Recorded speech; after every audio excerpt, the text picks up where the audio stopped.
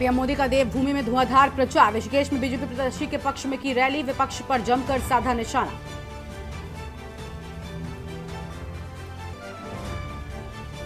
केजरीवाल के समर्थन में पार्टी का कैंपेन, जेल का जवाब वोट से डोर टू डोर कैंपेन हुई शुरू। कैबिनेट मंत्री आतिशी कैंपेन में रही शामिल। चुनावी सभा में राहुल आज भरेंगे चुनावी हुंकार। राजस्थान के बीकानेर और जोधपुर में चुनावी रैली, प्रत्याशियों के समर्थन में वोट। यूपी में सीएम योगी का धुआंधार चुनाव प्रचार जारी। आज भी कई जिलों में रैलियां प्रस्तावित, प्रत्याशियों के समर्थन में वोट मांगते आएंगे नजर। हरियाणा में स्कूल बस पलटी, 8 बच्चों की मौत, 15 से ज्यादा घायल। नशे में था ड्राइवर, फिटनेस भी एक्सपायर।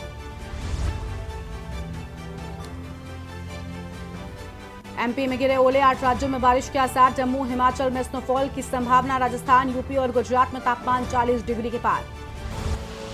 आप देख रहे हैं के न्यूज, खबरों का सारथी। नमस्कार, देश की बात में आप सभी का स्वागत है। मैं हूं आपके साथ गरिमा वाजपेयी और अहम खबर से करते हैं बुलेटिन की शुरुआत। लोकसभा चुनाव 2024 की आचार संहिता लगने के बाद ये दूसरा मौका है कि प्रधानमंत्री नरेंद्र मोदी उत्तराखंड पहुंचे हैं।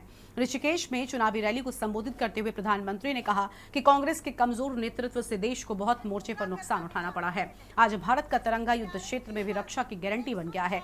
हमारी सरकार की मजबूत नीतियों ने 370 हटाया, 3 तलाक खत्म किया और संसद में महिला आरक्षण लागू किया।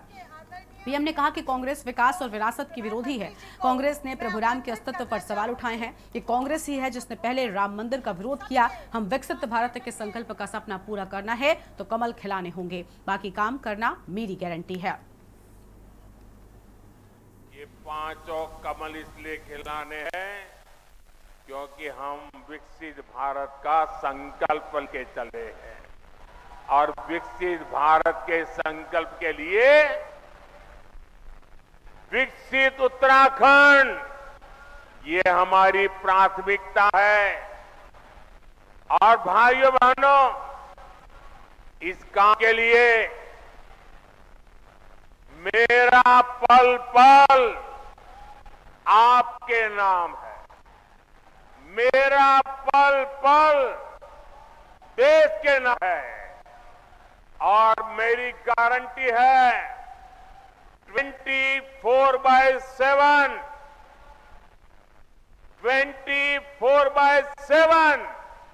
और 2047 ये मोदी का आपको गारंटी है।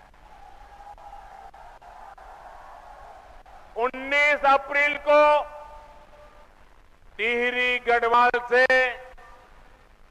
बहन माला राज लक्ष्मी शाह, गढ़वाल से भाई अनिल बलूनी और हरिद्वार से भाई त्रिवेदी जी को हमें विजयी बनाना है।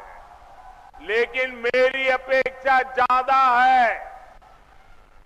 इस चुनाव में मेरी यही चुनौती है आपको, पुराने सारे रिकॉर्ड तोड़ने हैं। और पूरे भारत में ईद उल फितर का त्योहार धूमधाम से मनाया जा रहा है। ईद का त्योहार भाईचारे और सौहार्द का प्रतीक है। इस दिन मुस्लिम लोग नमाज पढ़कर पूरे विश्व में शांति और अमन की दुआ करते हैं। इसके साथ ही नमाज पढ़ने के बाद एक दूसरे के घर जाकर मुंह मीठा करते हैं और एक दूसरे से गले मिलकर ईद की मुबारकबाद भी देते हैं। तो सबको पता है कि हम मुस्लिम का सबसे बड़ा फेस्टिवल होता है ये आफ्टर रमज़ान। जब हम 30 दिन के जब रमज़ान होते हैं उसके बाद ये सबसे बड़ा फेस्टिवल हमारा मनाया जाता है। तो इस दिन हम क्या है मुंह मीठा करते हैं, नमाज़ पढ़ते हैं, सेलिब्रेट करते हैं। तो डेट्स इट, ये होता है मुस्लिम का। ये आज ईद उल फितर का दिन था और नमाज अदा की गई बहुत अच्छी तरीके से। अल्लाह ताला सबको इसी तरह ईद उल फितर की नमाज अदा करने की तौफीक अता फरमाए। आमीन सुम्मा आमीन।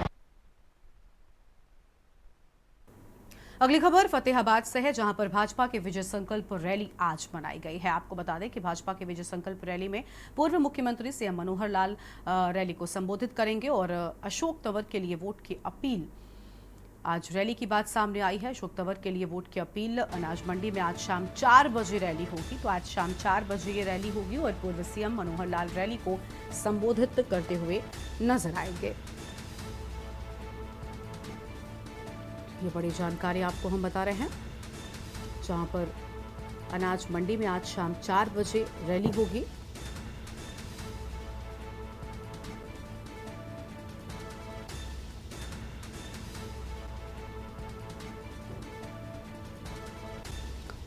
तो यह अहम जानकारी आपको हम बता दें, जहां पर आज शाम होगी रैली और अशोक तंवर के लिए वोट की अपील करते हुए यहां पर नजर आएंगे पूर्व मुख्यमंत्री मनोहर लाल।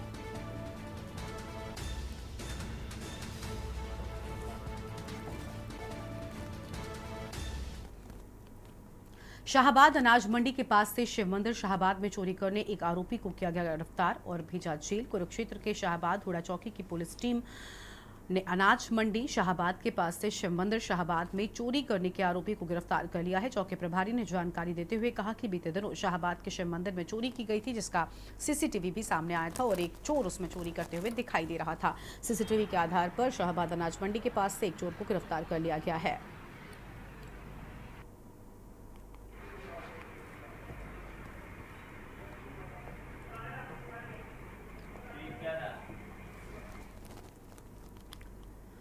और हिसार लोकसभा क्षेत्र से इनेलो उम्मीदवार सुनैना चौटाला ने अपने पीहर के गांव दौलतपुर से अपना चुनाव प्रचार अभियान शुरू किया है। बाबा बड़वाले डेरे के आगे बने गांव के प्रमुख चौक में ग्रामीणों को संबोधित किया। अपने संबोधन से पूर्व सुनैना चौटाला ने गांव के दादा खेड़ा और बाबा बड़वाला डेरे में पूजा अर्चना की। ग्रामीण महिलाओं ने उनके सिर पर हाथ रखकर आशीर्वाद दिया।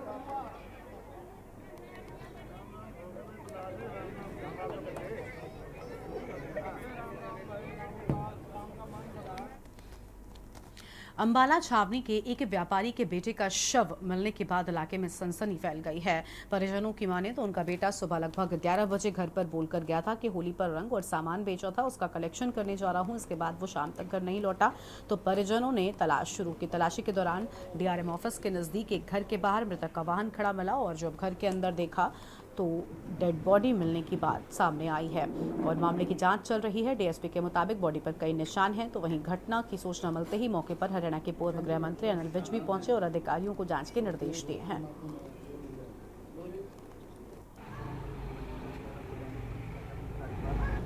देखिए, शाम को एक सूचना मिली थी हमें कि एक लगभग 43-44 साल के व्यक्ति हैं जिनको हॉस्पिटल लाया गया और जिनकी मृत्यु हो चुकी थी।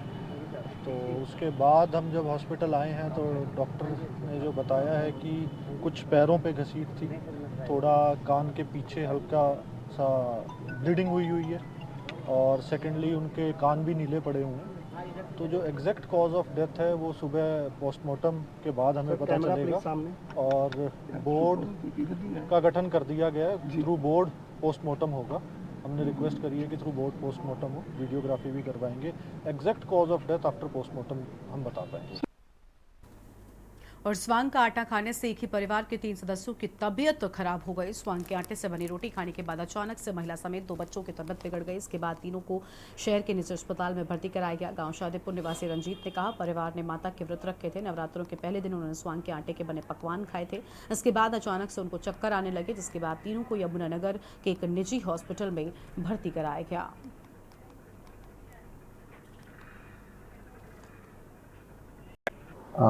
चूँकि गर्मी का मौसम भी शुरू हुआ है तो जो सामक के आटे खाने के बाद या फिर थोड़ा सा पानी ख़राब पीने से ऐसा चांसेस लग रहे हैं कि दोनों कंबाइन चीज़ चल रही है, तो उसमें से पानी को उबाल के पिया जाए, फिल्टर पर पिया जाए पानी को, जैसे अपनी सुविधा होती है। और जो खाने बाजार से सामान ले रहे हैं उसको प्रॉपर केयर से खा लिया जाए। पुराना आटा ना खाया जाए। लोगों के घर में कई बार पुराना आटा रखा होता है वो खा लेते हैं, उससे भी चांसेस ऑफ फूड पॉइजनिंग बढ़ जाते हैं। सर, हॉस्पिटल में भी कुछ लोग एडमिट थे, क्या कैसी तबीयत है उनकी? हॉस्पिटल में कल रात के करीब आए थे 8 बजे and they are fully recovered, discharge by 9 o'clock in the morning. घर जा चुके हैं फुल फाइट। अगली खबर कुरुक्षेत्र से है, जहां हरियाणा के स्कूलों की व्यवस्था के लोकसभा प्रत्याशी सुशील गुप्ता ने पोल खोली है। सरकार से कहा कि ठीक कर दो सरकारी स्कूलों की हालत, नहीं तो चुनाव के बाद हम जिम्मेदारी लेंगे। स्कूलों की हालत इतनी खराब है कि आधुनिक सुविधाएं तो दूर, बच्चों के बैठने के लिए वहां पर बेंच तक नहीं है। सीएजी की रिपोर्ट के अनुसार किताबों में करोड़ों का घोटाला हुआ है। 70-80 साल पुरानी जर्जर बिल्डिंग में स्कूल चल रहा है। इंफ्रास्ट्रक्चर का बुरा हाल है। हरियाणा में शिक्षा के अधिकार के तहत एक भी बच्चे की फीस नहीं दी गई। दिल्ली सरकार हर महीने आरटीई के तहत बच्चों की फीस भरती है। ड्रेस और किताबों के लिए अलग से पैसा दिया जाता है। हम चाहते हैं कि हरियाणा के बच्चों को भी ये सारी सुविधाएं दी जाएं। आज तक एक भी रुपया आज केवल कुरुक्षेत्र में 524 ऐसे स्कूल हैं जिनसे पूछा गया कि आपके पास बच्चों के बैठने के लिए कितने बेंच हैं। 524 में से एक ने भी जवाब नहीं दिया। दे भी कैसे? उनके पास इंफ्रास्ट्रक्चर है नहीं, उनके पास अच्छे बेंचेस है नहीं। आज भी गांव में दरी और टाट पे बैठ के बच्चों को पढ़ना पड़ रहा है। हरियाणा सरकार शिक्षा देने में पूरी तरीके से विफल हुई है। मर्जर के नाम पे बीजेपी की सरकार ने 832 सरकारी स्कूलों को बंद कर दिया। सीएजी की रिपोर्ट के अनुसार बच्चों की किताबों में सैकड़ों करोड़ रुपए का घोटाला हरियाणा के अंदर हुआ। ये सीएजी की रिपोर्ट है, मोदी सरकार की रिपोर्ट है, ये मेरा कहना नहीं है। 71,000 से ज्यादा पद केवल शिक्षकों के खाली हैं। अगर शिक्षक नहीं मिलेंगे तो बच्चे पढ़ेंगे कैसे? 70-80 साल पुरानी इमारतों में बैठकर बच्चे पढ़ने के लिए मजबूर हैं। का त्योहार ईद उल फितर डीडवाना जिला मुख्यालय सहित जिले भर में अकीदत और एहतराम के साथ मनाया गया है। इस दौरान ईदगाह में नमाज अदा करने पहुंचे लोगों में जबरदस्त उत्साह देखने को मिला है। लोग बड़ी संख्या में ईदगाहों में उमड़े और इस दौरान पुरानी ईदगाह में शहर काजी रेहान उस्मानी, नई ईदगाह में नायब शहर काजी सादिक उस्मानी ने मुस्लिम समुदाय के लोगों को ईद की नमाज अदा करवाई है। लोगों ने सामूहिक रूप से खुदा की बारगाह में सजदा किया और नमाज के बाद मुल्क में अमन, चैन, भाईचारा और खुशहाली की दुआएं मांगी है। इस मौके पर शहर के अनेक स्थानों पर ईद मिलन समारोह का आयोजन भी किया गया है।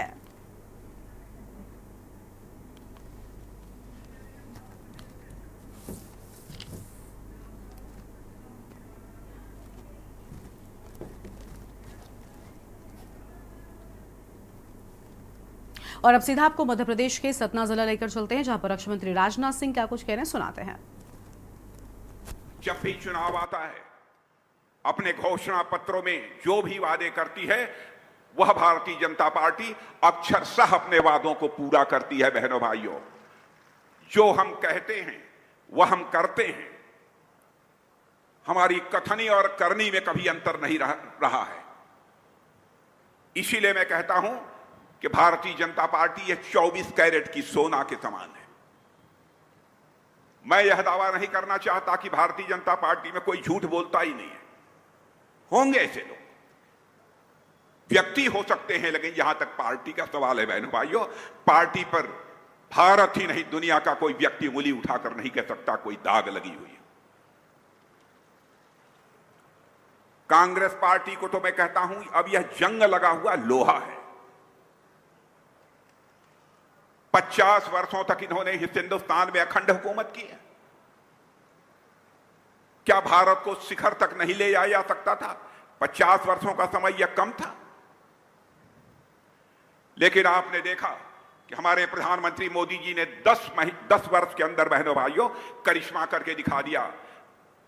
कोई माने या ना माने, सारी दुनिया मानती है कि 10 वर्षों के अंदर भारत का कद सारी दुनिया में ऊंचा हुआ है।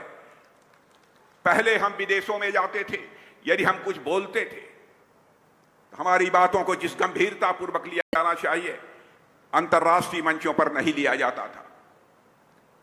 लेकिन आज यह हम अंतर्राष्ट्रीय मंचों पर कुछ बोलते हैं भारत के प्रतिनिधि के रूप में, बहनों भाइयों सारी दुनिया कान खोलकर सुनती है कि भारत बोल क्या रहा है। यह भारत की हैसियत सारी दुनिया में बनी है। 50 वर्षों के शासनकाल में यह कांग्रेस पार्टी नहीं कर पाई, उसको करके हम लोगों ने दिखाया है। हम ऐसी राजनीतिक पार्टी हैं, भारत का विकास भी करना चाहते हैं, लेकिन भारत की विरासत को भी हम सुरक्षित रखना चाहते हैं। आप यह कहेंगे कि विरासत को कैसे सुरक्षित करेंगे आप? मैं बहुत सारे मंदिरों का, बहुत सारे पुरातत्व शेष, उनके जीर्णोद्धार का, उनके उत्थान का जो काम किया है उसकी बहुत विस्तार में जाकर यहां पर चर्चा नहीं करूंगा। मध्य प्रदेश में स्थित बाबा महाकाल की नगरी की यहां पर मैं चर्चा करना चाहूंगा। कभी पूरी दुनिया के लिए काल गणना का, समय की गणना का केंद्र कोई नगरी हुआ करती थी तो बाबा महाकाल की नगरी हुआ करती थी। इसके महत्व को कांग्रेस की सरकारों ने भुला दिया। मोदी जी की प्रेरणा से पहली बार ऐसा हुआ है कि पहली विक्रमादित्य घड़ी फिर से महाकाल की नगरी में स्थापित हुई है। बहनों भाइयों, यह भारत की समृद्ध विरासत की याद दिलाता है। वहीं यह उस कालचक्र का भी साक्षी बनेगा जो भारत को विकसित भारत बनाएगा। इसलिए मैं कह रहा हूं, हम विकास भी करते हैं और साथ ही साथ अपनी विरासत को भी हम सुरक्षित रखते हैं। और ऐसी सरकार के ऊपर कांग्रेस के लोग तरह तरह के आरोप लगाते हैं। 10 वर्षों तक हम लोगों ने सरकार चलाई है। भारत ही नहीं, दुनिया का कोई व्यक्ति उंगली उठाकर नहीं कह पाया कि हमारी सरकार पर एक भी कोई भ्रष्टाचार का आरोप लगा हो। मैं दावे के साथ कहता हूं, जितने भी हिंदुस्तान में कांग्रेस की सरकारें रही हैं, सबके ऊपर कभी न कभी भ्रष्टाचार का आरोप लगा है। यहां तक कि कांग्रेस के मंत्रियों को जेल की हवा खानी पड़ी है। बहनों भाइयों, लेकिन यही कांग्रेस के लोग संसद में बैठे रहते हैं, एक भी आरोप हमारी सरकार के ऊपर चस्पा नहीं कर पाए। यह है हमारी भारतीय जनता पार्टी का चरित्र। और कांग्रेस हमारी सरकार के ऊपर, मोदी जी की सरकार के ऊपर आरोप लगाती है कि यदि ये तीसरी बार मोदी जी प्रधानमंत्री बन गए तो भारत का लोकतंत्र खतरे में पड़ जाएगा, भारत का संविधान खतरे में पड़ जाएगा। मैं कांग्रेस के लोगों से पूछना चाहता हूं, आप ही लोगों की सरकार थी, श्रीमती इंदिरा गांधी भारत की प्रधानमंत्री थी। अपनी कुर्सी बचाने के लिए किस तरीके से भारत के ऊपर इमरजेंसी उन्होंने थोपी थी और लाखों की संख्या में लोगों को, निरपराध लोगों को जेल के शिक्षों के पीछे डाल दिया था। बहनों भाइयों, 18 महीने तक मैं भी इसी कांग्रेस की सरकार की इमरजेंसी के दौरान जेल में रहा हूं। हमारे जैसे लाखों लोग जेल में रहे। मुझे इसी हुकूमत ने 2.5 महीने तक तन्हाई भी दी है, सॉलिटरी सेल में मैं रहा हूं। माता की मृत्यु भी हो गई, तब भी उसका संस्कार करने के लिए भी उन्होंने पेरोल मुझे नहीं दिया था। वो आज लोकतंत्र और संविधान की दुहाई दे रहे हैं। जनता की आंखों में धूल झोंक कर लंबे समय तक राजनीति नहीं की जा सकती। बहनों भाइयों,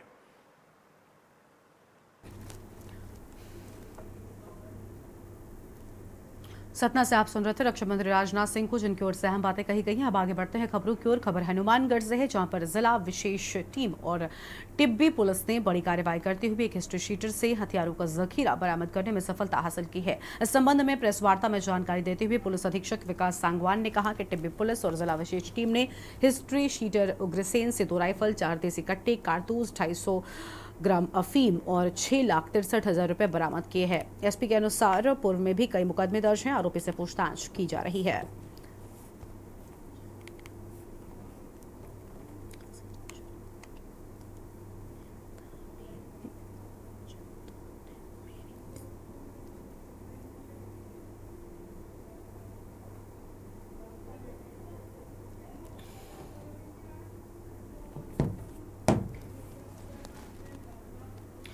ईद उल फितर मुस्लिम भाईचारे का एक बहुत बड़ा त्योहार है। रमजान के महीने की समाप्ति और ईद का चांद देखकर इस दिन को पूरी दुनिया में मनाया जाता है। वहीं आज मोगा में ईदगाह में भी ईद की नमाज अदा की गई है, जिसमें हजारों मुसलमान भाइयों ने हिस्सा लिया और देश में अमन, शांति और भाईचारा सांझ की अल्लाह से दुआ मांगी है।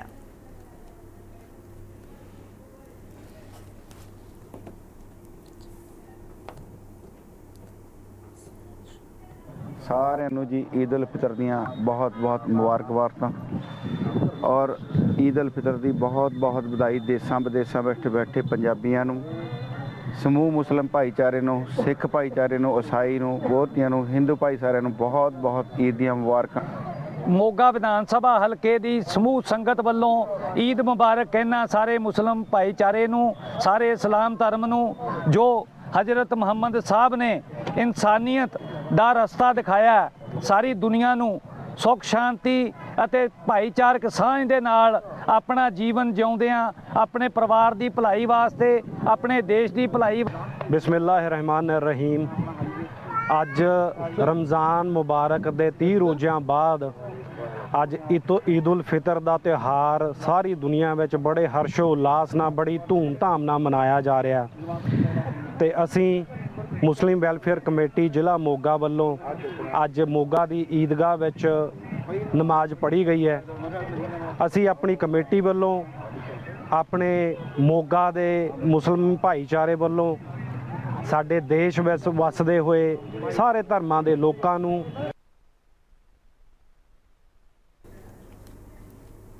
आगे बढ़ते हैं खबरों की ओर। अगली खबर मेरठ से आपको हम बताते हैं, जहां पर बीजेपी का पटका डालकर प्रचार करते दरोगा की फोटो वायरल हुई है। बीजेपी पार्षद नेताओं के साथ प्रचार कर रहा था दरोगा, और फोटो वायरल होने के बाद दरोगा हरीश निलंबित हो गया है। दरोगा ने भाजपाइयों पर दर्ज कराया मुकदमा। बीजेपी की महिला पार्षद समेत 25 पर मुकदमा दर्ज कराए जाने की बात सामने आई है, और प्रचार फोटो में खुश दरोगा निलंबन होते ही गुस्साए। टीपी नगर में बीजेपी के चुनाव प्रचार में साथ था दरोगा। तो यह अहम खबर आपको हम बता रहे हैं।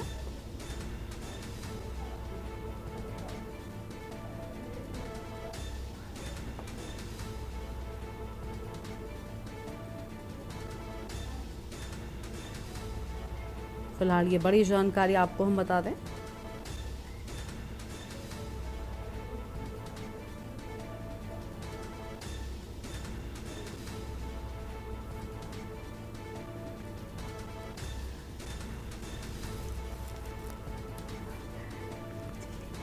तो बीजेपी पार्षद नेताओं के साथ प्रचार कर रहा था दरोगा।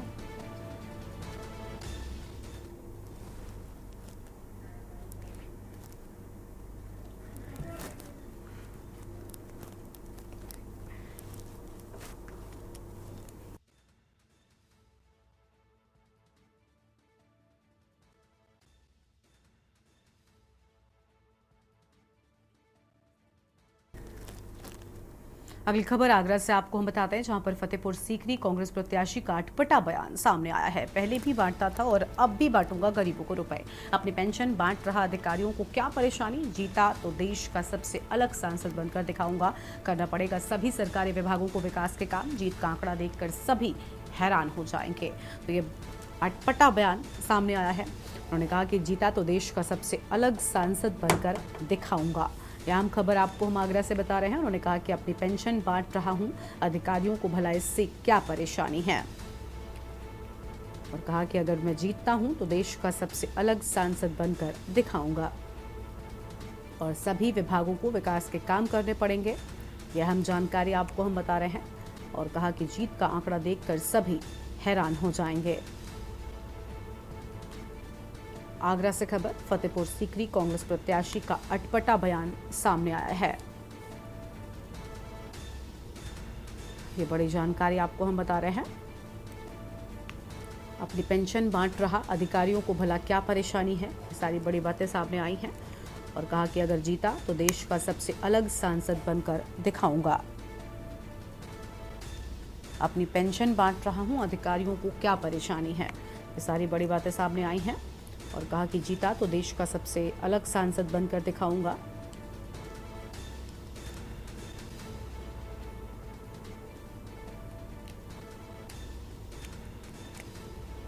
और जीत का आंकड़ा देखकर सभी हैरान हो जाएंगे।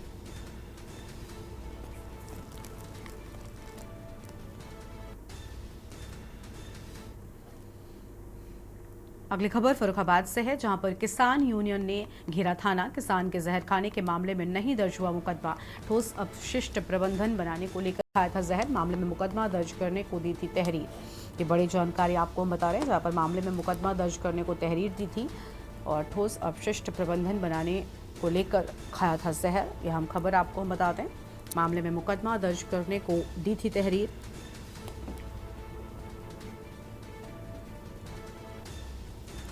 फर्रुखाबाद से अहम खबर, किसान यूनियन ने थाना घेरा।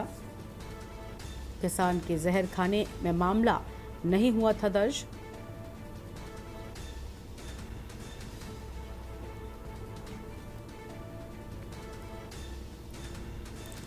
ये बड़ी जानकारी आपको हम बता रहे हैं। मामले में मुकदमा दर्ज करने को लेकर यह हम बात सामने आई।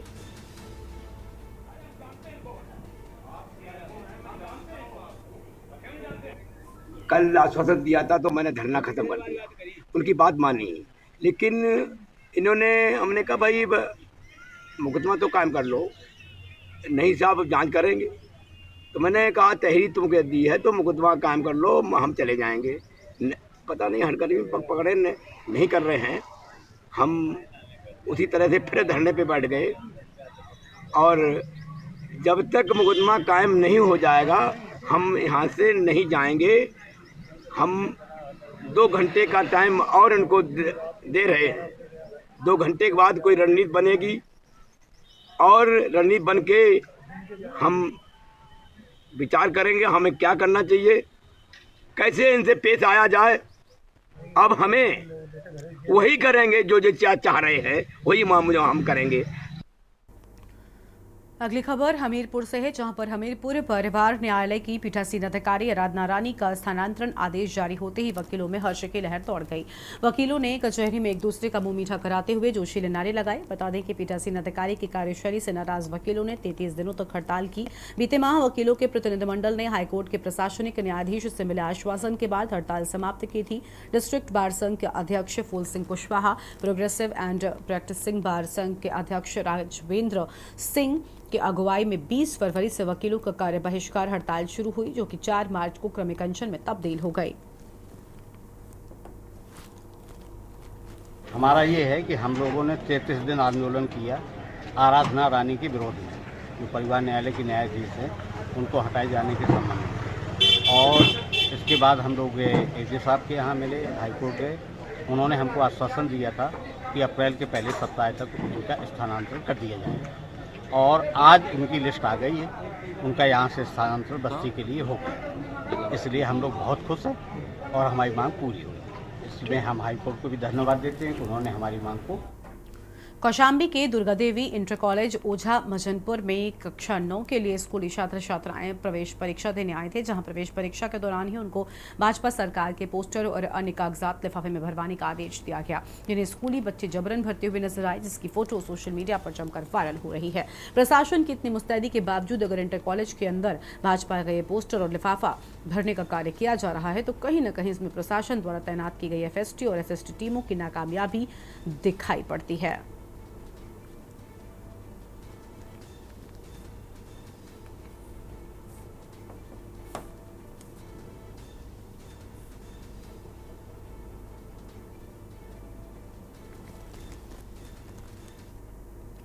जनपद कानपुर देहात के रूरा थाना कस्बे में स्थित state bank of India Rura शाखा के लॉकर में रखी 15 लाख रुपए की 20 तोले की चेन की कमरबंद पेटी चोरी हो गई।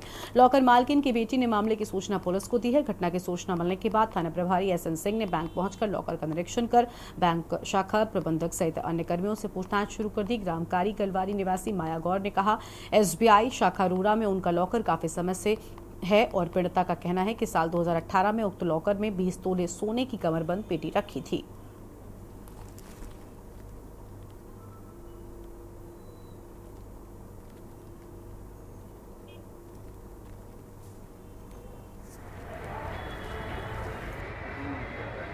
क्या नाम है? नीरजा। मैं लखनऊ।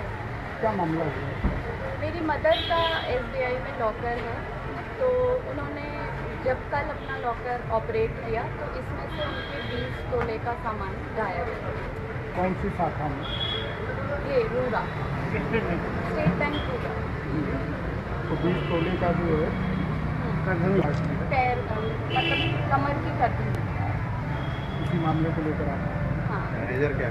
मैनेजर साहब को?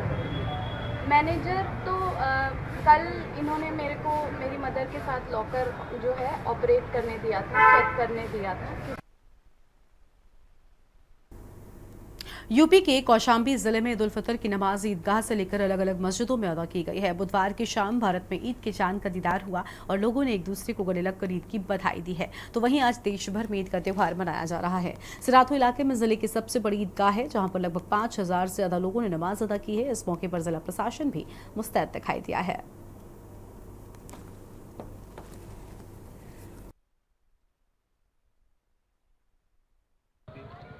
आज ईदगाह की नमाज के लिए प्रशासन की सारी व्यवस्थाएं मुस्तैद हैं। सभी ईदगाहों पर, मस्जिदों पर पुलिस लगी हुई है और सभी जगहों पर अब तक लगभग सभी जगहों पर ईदगाह की नमाज सकुशल संपन्न हो गई है। यहाँ पे जहाँ पे हम लोग खड़े हैं, यहाँ पे सबसे बड़ी सिराथू तहसील क्षेत्र की सबसे बड़ी ईदगाह है, जिसमें लगभग 5000 लोगों ने अभी अपनी नमाज समाप्त की है। सभी को ईद की और यहाँ पर उतने एक छोटे से ब्रेक के लिए चल लौटेंगे। ब्रेक के बाद आप सभी का स्वागत है। हिंदू मुस्लिम भाइयों के द्वारा एक बड़ा ही सौहार्दपूर्ण वातावरण में एक दूसरे से गले मिलकर ईद की बधाई दी गई है। जनपद के सभी ईदगाहों व मस्जिदों में नमाज अदा करने के दौरान मांगी गई देश की अमन, चैन व तरक्की के लिए दुआ। फर्रुखाबाद व कायमगंज में भारी संख्या में पुलिस व पीएसी बल तैनात कर सुरक्षा के कड़े इंतजाम किए गए हैं। तो वहीं फर्रुखाबाद में जिलाधिकारी डॉक्टर वीके सिंह, पुलिस अधीक्षक विकास कुमार एवं कायमगंज में एसडीएम यदुवंश कुमार वर्मा व सीयू सत्येंद्र कुमार सिंह ने दल के साथ मौके पर पहुंचकर सुरक्षा व्यवस्था का जायजा लिया है।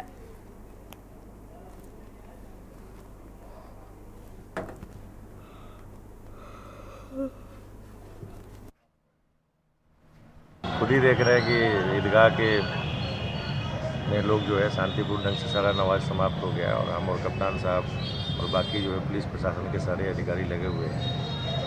नगर पालिका के द्वारा जो है सारी व्यवस्थाएं, सफाई की बाकी व्यवस्थाएं की गई है। हमने देखा कि और इमाम साहब भी आए तो उन्होंने कहा कि बहुत अच्छी व्यवस्था है, तो सब ठीक ठाक है, कोई दिक्कत नहीं है, शांतिपूर्ण ढंग से सारा नमाज समाप्त हो गया। जैसे जैसे दिल्ली एनसीआर में तापमान बढ़ रहा है, वैसे वैसे ही उत्तर प्रदेश के गाजियाबाद में सियासी माहौल भी गर्माता जा रहा है। उत्तर प्रदेश की गाजियाबाद सीट पर कांटे की टक्कर के आसार हैं। 2009 से लगातार इस सीट पर बीजेपी का कब्जा है और इस बार क्या है इस सीट के मुद्दे, कैसा है चुनावी माहौल, इस रिपोर्ट में देखिए। जैसे जैसे दिल्ली एनसीआर में तापमान बढ़ रहा है, वैसे वैसे उत्तर प्रदेश के गाजियाबाद में सियासी माहौल भी गर्माता जा रहा है।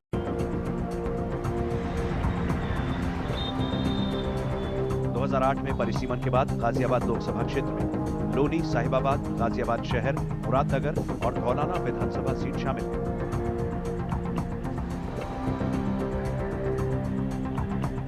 2009 से लगातार इस सीट पर बीजेपी का कब्जा है। 2009 में बीजेपी नेता राजनाथ सिंह ने यहां जीत हासिल की थी। 2014 में पूर्व सेना प्रमुख जनरल वीके सिंह ने चुनाव जीता और 2019 में भी यही सिलसिला जारी रहा। इस बार बीजेपी ने मौजूदा सांसद जनरल वीके सिंह की टिकट काटकर मौजूदा विधायक और उत्तर प्रदेश के पूर्व मंत्री अतुल गर्ग को मैदान में उतारा है। इंडिया गठबंधन की ओर से कांग्रेस नेता डॉली शर्मा चुनाव मैदान में है। बहुजन समाज पार्टी ने ठाकुर नंद किशोर मुंडेर को टिकट दिया है, जिससे चुनावी मुकाबला त्रिकोणीय बन गया है। बीजेपी प्रत्याशी को उम्मीद है कि विकास कार्यों के दम पर इस बार भी गाजियाबाद में कमल ही खिलेगा। विरोधी जो आरोप लगाते हैं वो कुछ तो अखबारों में लगा रहे हैं, अच्छा कुछ तो लोग कहेंगे बेचारे अच्छा वो वोट क्या कह के मांगेंगे। तो अब राष्ट्रीय स्तर पे चुनाव हो रहा है, वो आरोप कभी कभी मेरे ऊपर भी लगा देते हैं। तो अब बाकी जनता के बीच में तो कोई बात एक ने भी आज तक नहीं कही। पिछले 10 सालों में इतना विकास गाजियाबाद का हुआ है और पूरे देश में भी हुआ है, ठीक। तो वो यात्रा अभी जारी है और आगे भी जारी रहेगी। भाई ये तो हमारे यहाँ की जो है सेफ सीट है और आज से नहीं काफ़ी समय से जो है लगातार चली जा रही है। हमें पूरी उम्मीद है कि जो है हम इस बार भी जो है पूरी लीड कर रहे हैं और 5 लाख प्लस से ही जो है हम इस बार भी उम्मीद कर रहे हैं कि जो है हम आगे जाएंगे। पूरी तरह से हम तो संतुष्ट हैं, हमें यहाँ कहीं कोई परेशानी है नहीं किसी से। कांग्रेस अपने चुनावी अभियान को महिला, शिक्षा, सुरक्षा, स्वास्थ्य और स्वच्छता जैसे बुनियादी मुद्दों पर आगे बढ़ा रही है। कांग्रेस उम्मीदवार का कहना है कि बीजेपी के 15 साल के शासन के बाद भी गाजियाबाद में बुनियादी मुद्दों के विकास की भारी कमी है। जो बेसिक लोकल गाजियाबाद के मुद्दे हैं, शिक्षा, स्वास्थ्य, स्वच्छता और सुरक्षा, यही हमारे सबसे पहले मुख्य मुद्दे हैं। क्योंकि गाजियाबाद में लगातार 15 साल से भाजपा के सांसद हैं, भाजपा के विधायक हैं, भाजपा के ही मेयर हैं, लेकिन उसके बाद भी आज भी भाजपा से लोगों को वो उम्मीद नहीं बची है कि वो लोगों को बेसिक सुविधाएं दे पाए। ना यहाँ अस्पताल मिले हैं, ना यहाँ पर स्कूल मिले हैं, डिग्री कॉलेजेस मिले हैं और ना ही यहाँ पर जो है बेसिक सुविधाएं मिली, जिससे खोड़ा और बहुत सारे इलाके आज भी ऐसे हैं जहाँ पानी नहीं है और अगर है तो गंदा पानी है। 2024 के लोकसभा चुनाव में कांग्रेस के प्रत्याशी डॉली शर्मा जी भारी मतों से विजयी होंगी। कांग्रेस ने युवा प्रत्याशी के रूप में डॉली शर्मा दिए हैं, जो पढ़ी लिखी और युवा हैं और हर मुद्दे पर वे क्षेत्र के साथ हमेशा जुड़ी रहती हैं। महंगाई, बेरोजगारी और ज्यादा टैक्स के मुद्दों को आगे बढ़ा रही है। मुख्य मुद्दा है महंगाई। महंगाई इस सरकार में चरम सीमा पर है। जो सिलेंडर 400 रुपये का दे सकते थे गैस का, वो 1000 रुपये का दिया। एक चीज़ और आई है जो हम यहाँ क्षेत्र में घूमे हैं कि भाई खाने की सभी चीज़ों पे टैक्स लग गया है, और जो बच्चों की पढ़ने की किताबें हैं उन पर भी टैक्स लग गया है, तो उनमें भी हम सुधार करेंगे। मुद्दे हैं वो इस तरीके का है, जैसे कि हाउस टैक्स हो गया, और पुराने जो सांसद रहे वो कभी मिले नहीं किसी से। कोरोना काल में कभी जो हमारे अब जो प्रेजेंट में सांसद लड़ रहे हैं वो कभी नहीं किसी से मिले, और उन्होंने फ़ोन बंद कर लिए। और सबसे बड़ी बात है यहाँ पे एक बेरोज़गारी ज़्यादा होगी, क्योंकि यहाँ पे रोज़गार रहा नहीं। जो फैक्ट्रियाँ बड़ी बड़ी थी, अगर चाहती गवर्नमेंट तो उस फैक्ट्रियों को चालू करती, यहाँ के युवाओं को रोज़गार मिलता, लेकिन ऐसा कुछ नहीं है। गाजियाबाद के शहरी इलाकों में रहने वाले लोग बीते 10 साल में हुए विकास कार्यों से संतुष्ट नजर आ रहे हैं। हमारे क्षेत्र में पीछे रैपिड रेल जो है मेरठ से मोदीपुरम तक जो है वो पूरी होने जा रही है। मोदी नगर तक तो हो गई, और बाकी आगे भी हो जाएगा। और मेन जो है हमारे NH हाईवे जो है वो मेरठ तक जो है आगे तक जो है वो 8 लेन का बना है, वो उससे भी लोगों को बहुत सुविधा हुई है। और हमें एयरपोर्ट तक जाने में पहले हमारे 2-2 ढाई घंटे लगते थे, अब 45-50 मिनट में हम पहुंच जाते हैं। 2014 के पहले लाइटों का जो हिसाब किताब था, 7-7 घंटा 8-8 घंटा लाइट बोल रहती थी। अब हमारे पास तो लाइट जाने का कोई संभावना ही रहता है, गई भी तो 2-4 मिनट के लिए देखती फिर आ जाती है लाइटों का। लाइट में तो बहुत अच्छा सुधार है। बाकी पानी का भी जगह जगह जो है नलकूप जो है गवर्नमेंट ने नलकूप लगा रखा है, अनऑथराइज कॉलोनी में भी लगा रखा है, जो शाम सुबह उनको पानी की सुविधा बहुत ज़्यादा ही पर्याप्त मात्रा में मिलता है। गाजियाबाद में 2024 आम चुनाव के दूसरे चरण में 26 अप्रैल को वोट डाले जाएंगे और नतीजे 4 जून को आएंगे।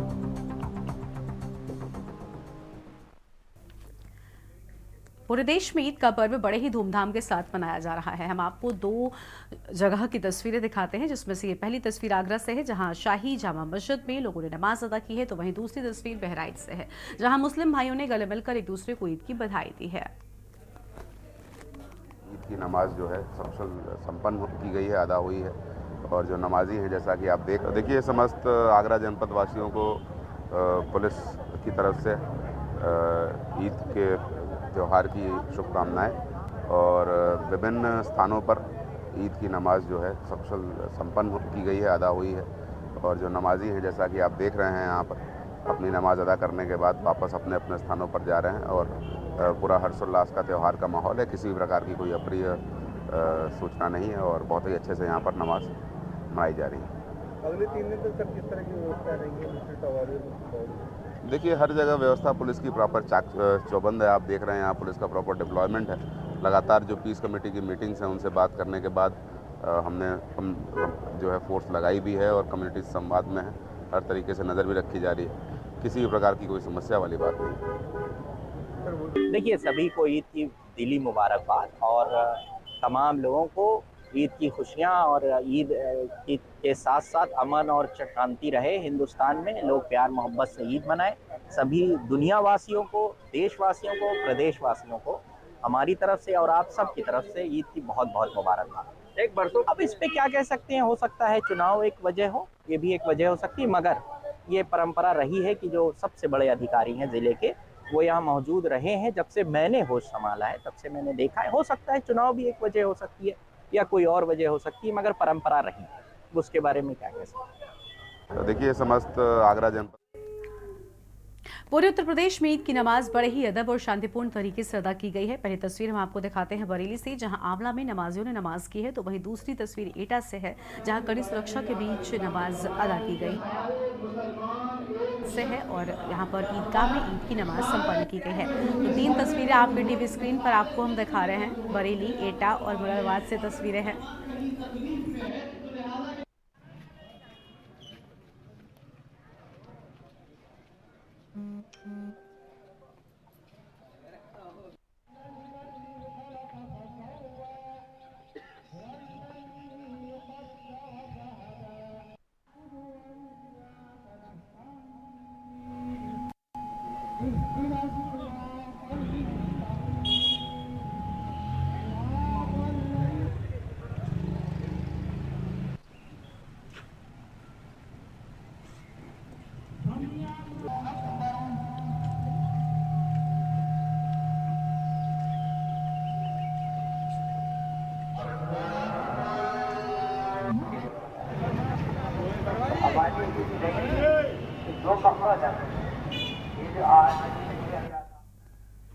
ईद का त्योहार पूरे देश में गुरुवार को हर्षोल्लास के साथ मनाया जा रहा है। भाईचारे और एकता की मिसाल पेश करने वाले इस त्योहार को देश भर में मुसलमान भाई बहन पूरे उत्साह और खुशी के साथ मना रहे हैं। ईद के मौके पर देश के विभिन्न हिस्सों में लोग मस्जिद में नमाज अदा करते हैं और इस मौके पर दिल्ली स्थित जामा मस्जिद में लोगों की भारी भीड़ उमड़ी है और एक दूसरे से गले मिलकर ईद की बधाइयां देते हुए सभी नजर आए हैं। तो अच्छी तस्वीरें आपकी टीवी स्क्रीन पर आज उस वक्त की जब देश भर में ईद की नमाज अदा की गई। आज ईद उल फितर का त्योहार देश भर में बड़े ही धूमधाम के साथ मनाया जा रहा है।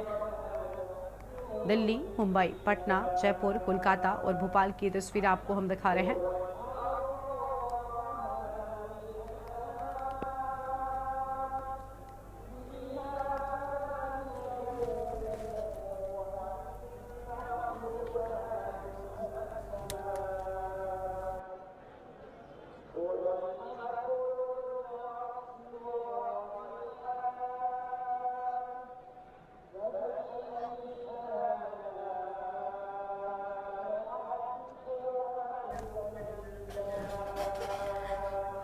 तो ये माफ कीजिएगा 6 तस्वीरें आपके टीवी स्क्रीन पर हैं। पहली तस्वीर देश की राजधानी दिल्ली से है, जहां पर ईद के खास मौके पर आज देश के लिए अमन, चैन और तरक्की की दुआ की गई है। मुंबई में भी ईद उल फितर का त्योहार बड़े ही धूमधाम के साथ मनाया गया। तो वहीं पटना में भी मस्जिद के बाहर बड़ी संख्या में नमाजी इकट्ठा हुए और मुस्लिम भाइयों ने ईद की नमाज अदा की है। जयपुर की भी तस्वीर आपको हम दिखा रहे हैं, जहाँ पर सभी ने एक दूसरे को गले मिलकर ईद की बधाई दी है। कोलकाता में भी ईद का जश्न देखने को मिला है। नमाजी नमाज अदा करने के लिए बड़ी संख्या में मस्जिदों का रुख करते हुए दिखाई दिए। मस्जिदों में बड़ी संख्या में नमाजी पहुंचे। भोपाल में भी कुछ ऐसी ही तस्वीर नजर आई है, जहां पर बड़ी संख्या में लोग ईद की नमाज अदा करने के लिए पहुंचे हैं और सभी में गजब का उत्साह देखने को मिला है। जामा मस्जिद में नमाजियों की भारी भीड़ उमड़ी है। देश के अलग अलग हिस्सों की ये 6 तस्वीरें आपके टीवी स्क्रीन पर आप देख पा रहे हैं। नमाजियों ने गले मिलकर एक दूसरे को ईद की बधाई भी दी है। पूरे देश भर में आज ईद का त्योहार बड़े ही जश्न के साथ मनाया जा रहा है।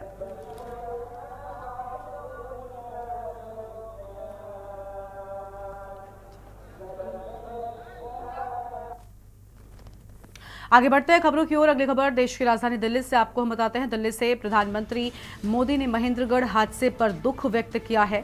हरियाणा के महेंद्रगढ़ हादसे पर दुख व्यक्त किया और उन्होंने कहा कि महेंद्रगढ़ में हुआ बस हादसा पीड़ादायक है। आपको बता दें कि इस हादसे में 5 बच्चों की जान चली गई थी। उन्होंने कहा कि मेरी शोक संवेदनाएं सभी परिवारों के साथ में हैं। 15 से ज्यादा बच्चे इस हादसे में घायल हुए थे। इस दुर्घटना में जिन्होंने बच्चों को खोया है उनको लेकर भी प्रधानमंत्री की ओर से अहम बातें कही गई और कहा कि यह हादसा पीड़ादायक है। तो हरियाणा के महेंद्रगढ़ में हुआ बस हादसा पीड़ादायक बताया है प्रधानमंत्री नरेंद्र मोदी ने। कहा कि मेरी शोक संवेदनाएं सभी परिवारों के साथ हैं। यह अहम जानकारी आपको हम बता रहे हैं। इस दुर्घटना को लेकर प्रधानमंत्री की ओर से शोक संवेदनाएं व्यक्त की गई हैं। उन्होंने कहा कि जिन लोगों ने अपने बच्चों को खोया, ईश्वर उन्हें उस दुख को सहने की शक्ति दे। दिल्ली से खबर। प्रधानमंत्री मोदी ने महेंद्रगढ़ के हादसे पर दुख व्यक्त किया है। दिल्ली से यह खबर आपको हम बता रहे हैं। महेंद्रगढ़ में हुआ बस हादसा पीड़ादायक बताया है प्रधानमंत्री नरेंद्र मोदी ने। उन्होंने कहा कि मेरी शोक संवेदनाएं सभी परिवारों के साथ हैं। इस दुर्घटना में जिन्होंने बच्चों को खोया है, ईश्वर उन्हें इस दुख को सहने की शक्ति दे। महेंद्रगढ़ में हुआ बस हादसा पीड़ादायक है।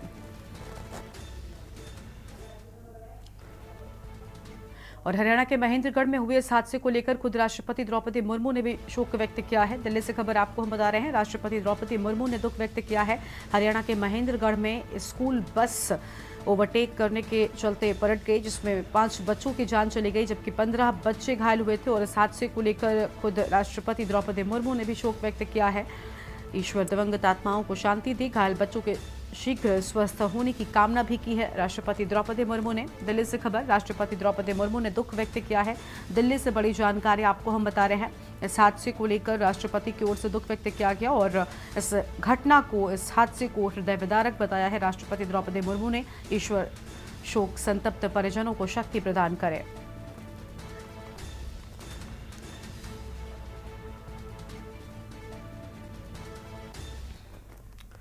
और अब सीधा आपको राजस्थान के करौली लेकर चलते हैं, जहां प्रधानमंत्री नरेंद्र मोदी जनसभा में क्या कुछ कह रहे हैं, सुनते हैं।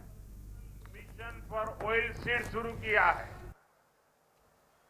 इसमें भी करौली धौलपुर की बहुत भूमिका होगी। साथियों, कांग्रेस ने दलितों, आदिवासियों और महिलाओं को भी न कभी अवसर दिए न सम्मान दिया।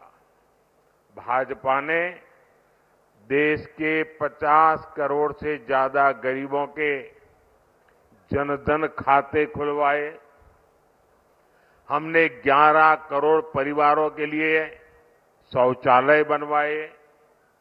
भाजपा सरकार ने 4 करोड़ गरीबों को पक्के घर दिए और इनमें से अधिकतर लाभार्थी समाज के वंचित वर्ग के लोग हैं।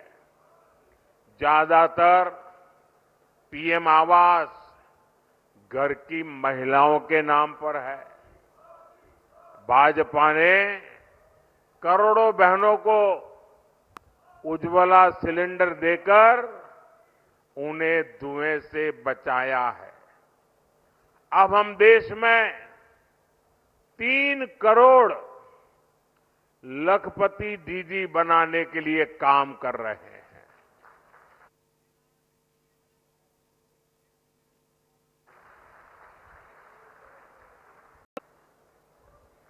मुझे बताइए, ये सारे काम जो मैं बोल रहा हूं, ये काम पहले होने चाहिए थे कि नहीं होने चाहिए थे?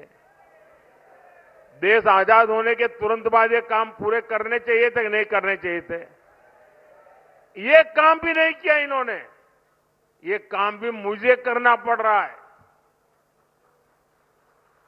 साथियों, हमारे दलित, आदिवासी, महिलाओं को कितनी पीढ़ियों की जिंदगी कांग्रेस की उपेक्षा के कारण तकलीफ से गुजर गई।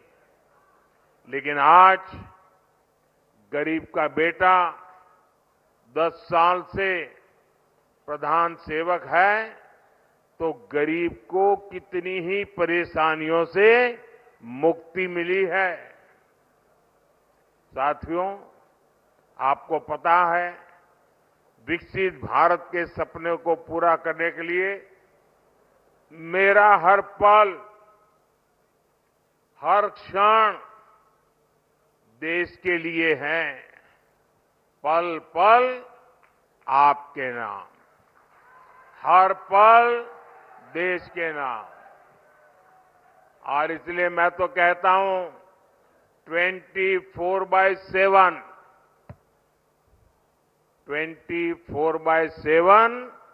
फॉर 2047। साथियों,